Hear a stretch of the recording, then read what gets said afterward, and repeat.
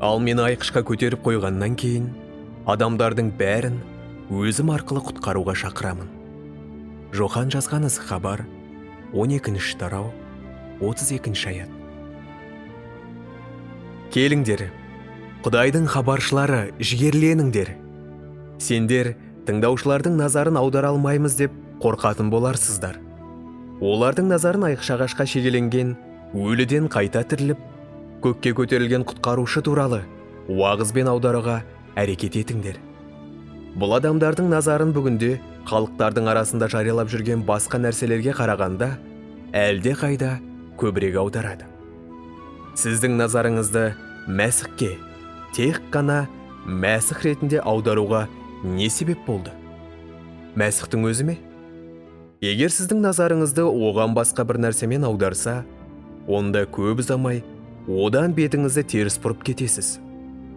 Сізді тек Иса ғана ұстап тұра алады, әрі ол соңына дейін ұстап тұрады. Онда сіз Мәсіхтің басқалардың да назарын өзіне аудара алатынына неге күдіктенесіз?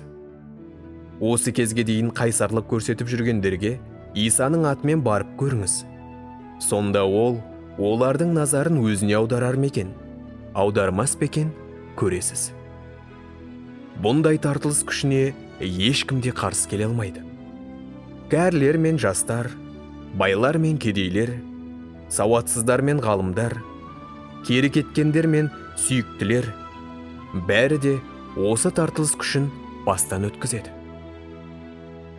Бізге басқа күштерді іздеудің қажеті жоқ.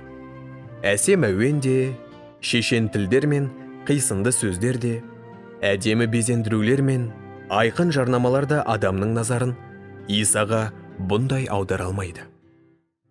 Адамдардың назарын өзіне шынайы аударатын Исаның өзі ғана.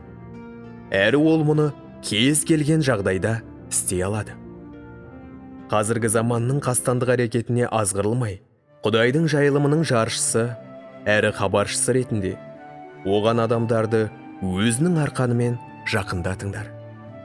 Адамдардың назарын Мәсіхке, Мәсіхтің өзімен аударыңдар. Сонда Мәсіх те адамның назарын өзіне аудару үшін бізді пайдаланады.